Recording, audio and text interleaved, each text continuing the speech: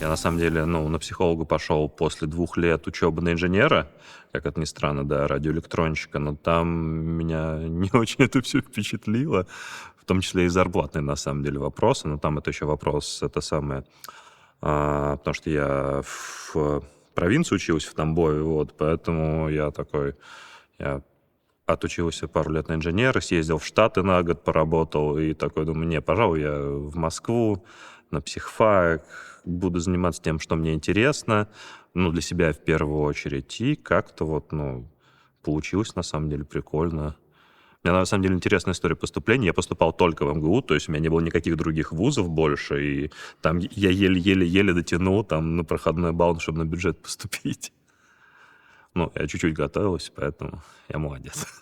До Спирита именно в качестве психолога я работал в такой организации, как ФМБА. Это Федеральное медико-биологическое агентство.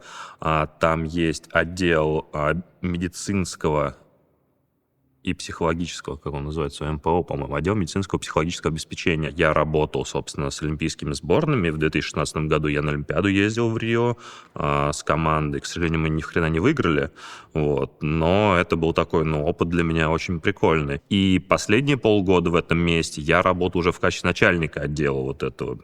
Там я рулил всеми этими 50 психологами, которые были в отделе, но в тот момент уже, возник сильный конфликт между временем, собственно, который я должен проводить в офисе в качестве вот этого там административного работника и между моей, собственно, деятельностью в качестве психолога спиритов. И как раз буквально, мне кажется, до 10-го инта, может быть, за пару месяцев я ушел. То есть я сказал, нет, все, я буду со спиритами. И очень прикольно получилось, что сразу мне дали понять, что я не зря ушел. У меня всегда киберспорт был интересен, то есть это не то, что прям, спирит это обязательно, просто, да, тогда я работал со спирит, собственно, и я, киберспорт просто на уровень выше был для меня, чем какие-то, особенно, чем административные истории. На самом деле, я, поработал немножко в качестве этого начальника и понял, что мне было интереснее все-таки, ездить там на какие-то соревнования, на сборы с ребятами, именно видеть какой-то их рост, то есть их там победы и так далее, а именно сидеть.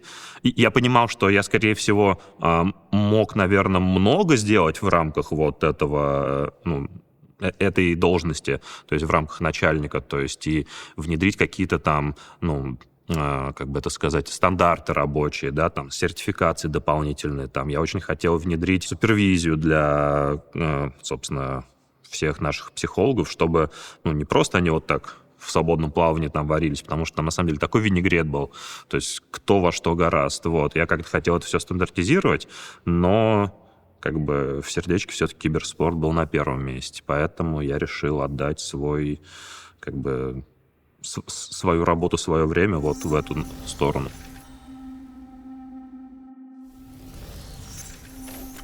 Я бы не сказал, что колоссально, скажем так, увеличилось мое время. Просто, на самом деле, в ФМБА я уже тогда очень много брал отпуска за свой счет, там еще какие-то способы. То есть я уже тогда старался там и на турниры с ребятами, на все практически ездить, и там на какие-то буткемпы тоже участвовать. А именно пришел я в Спирит, получается, 7 лет назад, в сентябре как раз-таки, получается, месяц назад было 7 лет, там немножко поработал с командой М19, с моим коллегой, просто уже тогда, это был, получается, 17-й год, я смотрел International, то есть смотрел там, как Нави играют на Инте, там Блэкхолы, там чернейшие и так далее. Мне это жутко нравилось, и в целом я думал и предполагал, что это очень перспективное направление. То есть мне просто хотелось быть частью этого движения, мне хотелось вообще узнать, нужна ли там моя, допустим, помощь в этой сфере, да, потому что, все-таки это какой-то процесс высших достижений, то есть какой-то соревновательный процесс максимально высокого уровня, и, очевидно, там, скорее всего, будут подобные же проблемы, которые там и в спорте существуют, там и, там, я не знаю, там у музыкантов каких-то на выступлениях, там, ну, в общем, все что угодно. И поэтому я вот начал искать варианты. Где-то полгода я поработал в команде «Эффект» по доте. Там все ребята, там, Афоня, Арзик, там, вся вот эта вот движня, да. Потом у меня была небольшая пауза, а потом неожиданным образом один из спортсменов, с которыми я работал, он меня порекомендовал кому-то, кто работал в Spirit. Я, к сожалению, сейчас не помню, по-моему, Петр его звали, вот того парня, кто работал в Spirit, он практически сразу ушел, но не суть. Вот, и, собственно, он передал мой контакт Никите, я приехал к Никите, мы с ним пособеседовались, и, собственно, таким образом я начал работать со спиритами. То есть вот там, опять-таки, на тот момент это были Сотфик в качестве еще игрока, там Дима Бандурка, сотоварища. Вот. Вот такая история.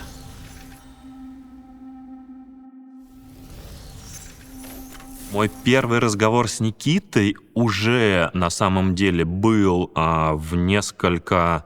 Ну, скажем так, у меня была какая-то информация по поводу Spirit. Опять-таки, там, по-моему, до этого работал тот самый Арзик, и я у него спросил вообще, что думаю, ну, что за организация Spirit, потому что, ну, для меня это вот, ну, какая-то вот из вот этих, там, тир-2, тир-3 организаций, то есть это не Na'Vi, это не Virtus.pro, и там, по-моему, больше каких-то вот таких, ну, сильных организаций вот не было, которые прям регулярно на все вот эти вот тир-1 ланы выходили и так далее.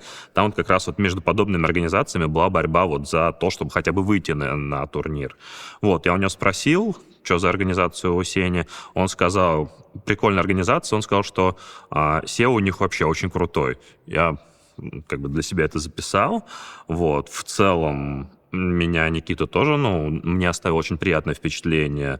Такой он достаточно четкий, вдумчивый, достаточно приятный собеседник. Я как бы постарался тоже не ударить в грязь лицом на нашем с ним интервью, то есть показать, что я не просто там, ну, что-то знаю, что-то умею, там, какую-то компетентность свою, но скорее свой интерес. Ну и, собственно, в нем я увидел тоже интерес в этом направлении, потому что, скажем так, ну, допустим, если брать «Эффект», то там, безусловно, тоже парни, ну, болели своим делом, но для них это все-таки там часто был какой-то, ну, побочный, скажем так, процесс, да, то есть там для Никиты это, ну, было видно, что, ну, первоочередная как бы история, первоочередной проект, и, ну, видно было, что он, ну, хочет пробовать, хочет искать варианты для как раз-таки повышения уровня выступлений, как кайсеров, так и дотеров. Тогда, честно говоря, я не сильно задумывался об этом. Просто как бы я вообще для себя составил впечатление, что, наверное, мне с ним будет работать комфортно. То есть, по крайней мере, мы с ним смотрим в одном направлении. На мой взгляд, Никита — это тот человек, который осознает и готов брать на себя ответственность вот за все вообще, что происходит в организации. То есть я не говорю даже сейчас только про какие-то, как их сказать-то, вот эти спортивные достижения, да, то есть трофеи, там, результаты, победы и так далее, и так далее, и так далее. Даже какие-то там мелкие вопросы, там, не знаю, там вопрос мерча, вопрос там каких-то, там, скажем, не основных направлений в киберспорте, там вопрос, не знаю, там питания спортсменов, там вопрос там каких-то логистических процессов и так далее, и так далее. То есть вот в той или иной степени, да, может быть, не на 100%, но так или иначе Никита в курсе того, что происходит. Опять у меня там, не сказать, что там большой какой-то круг знакомств других SEO киберспортивных организаций, но вот этот момент, мне кажется, он прям ключевой. Когда так ставится вопрос, в чем суперсила, мне почему-то кажется, что как раз-таки никакой суперсилы у него нет. И мне как раз кажется, что он просто именно как руководитель, как личность, как человек очень разноплановый. Вот это гармоничное сочетание вот этих компетентностей, мне кажется, вот оно, не являясь суперсилой, при этом делает его уникальным. Вот так бы я бы ответил.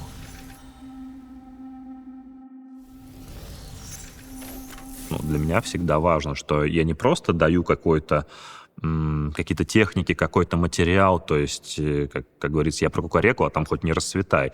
Это не мой случай. То есть я хочу быть уверен, что вот то, что я предлагаю ребятам, это действительно находит какое-то свое место, и то, что это в итоге приводит там, к повышению результата и, ну, в идеале, к победам.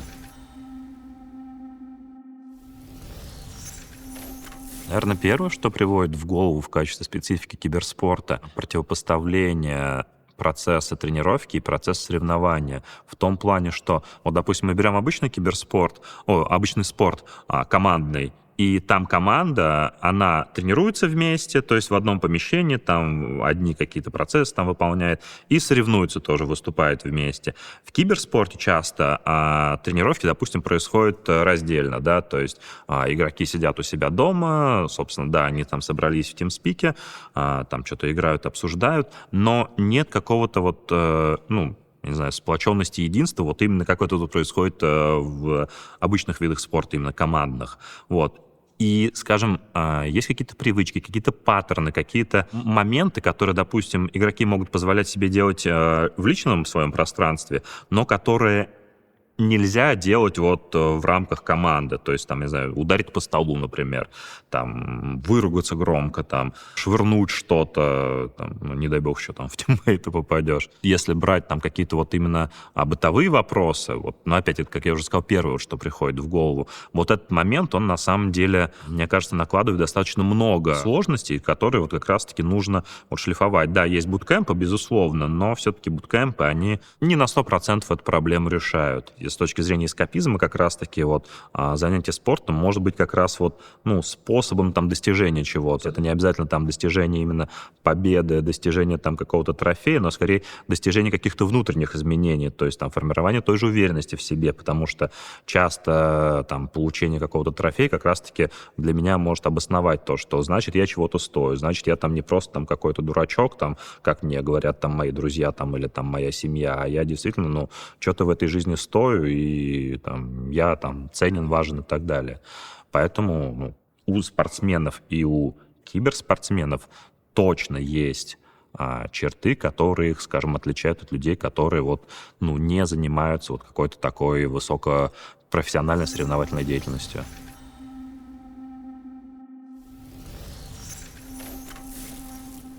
На первом этапе парни восприняли мой приход достаточно, мне кажется, позитивно, потому что все-таки на тот момент кейсеры тогда были топ-30, соответственно, звезд, как говорится, с неба не хватали, и поэтому они, собственно, пытались, ухватиться за любую возможность. Путь движения не был линейно вверх, то есть там все-таки были такие скачкообразные истории, но, насколько я помню, все-таки динамика была даже достаточно положительная, хоть и не такая быстрая, как хотелось бы. Мне кажется, даже вот в качестве примера доверия коннекта я могу привести то, что мы с Димой Сатфом до сих пор взаимодействуем немножко уже в другой роли, то есть он уже теперь как тренер академии, то есть там мне доверяет своих подопечных именно с точки зрения психологической подготовки. Поэтому я думаю, что да, мне удалось там наладить в той или иной степени вот этот коннект.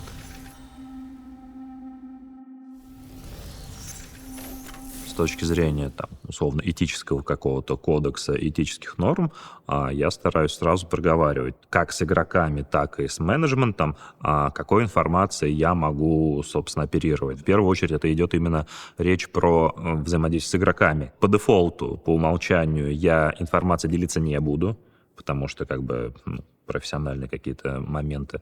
Но я могу попросить, можно ли я вот эту информацию там ею поделюсь.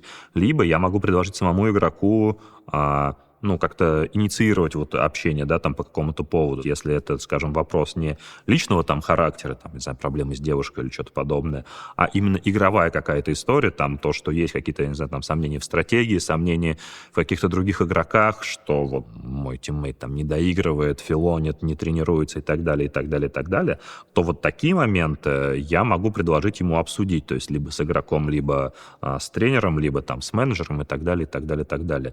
Вот мой принцип такой. Если говорить про его крики, ну, по сути, это как раз-таки его способ как раз-таки совладания вот со всеми этими процессами. Да, у него там высочайший уровень мотивации, одновременно с этим высочайший уровень ответственности там, перед собой, перед другими, стремление оправдать какие-то ожидания, опять-таки, его и других людей к нему. И все это, безусловно, создает очень большое внутреннее напряжение. В какой-то степени эти крики для него были как раз-таки способом канализации вот этого стресса. Опять, это хороший инструмент, особенно если им научиться пользоваться. Не просто там без толку орать там каждый раз, что бы ни происходило, там, найс, хорош. Собственно, ну, как и любая такая техника, она всегда начинается именно с осознания, с диагностики вообще, что с тобой происходит и куда ты хочешь прийти из того состояния, которое сейчас с тобой происходит.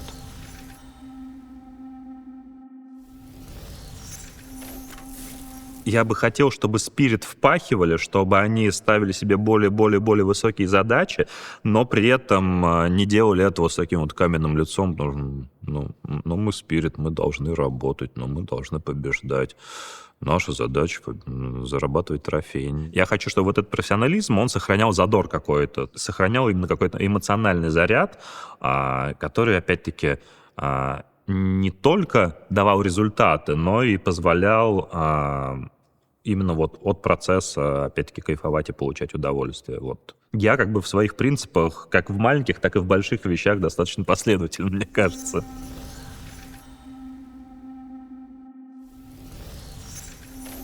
Я хочу профессионально заняться покером, как это может, там, не знаю, тоже звучать там странно для кого-то. Там кто-то скажет поздно, там ближе к 40 начинать играть в покер и так далее. Но, тем не менее, насколько успешным я могу быть? Вот просто как какой-то эксперимент. И мне кажется, вот в рамках этого эксперимента, возможно, я и как профессионал стану сильнее. И, собственно, опять как следствие, это поможет там. Я думаю, я останусь все-таки в киберспортивном пространстве, и вот в киберспорте я тоже смогу еще больше давать импакта и там, достигать побед ребятам, с кем я работаю, вот, как бы таким красивым, так сказать, веером, чтобы это вот все получилось. Вот, это вот в моих, так сказать, мечтах, хотелках, что выглядит.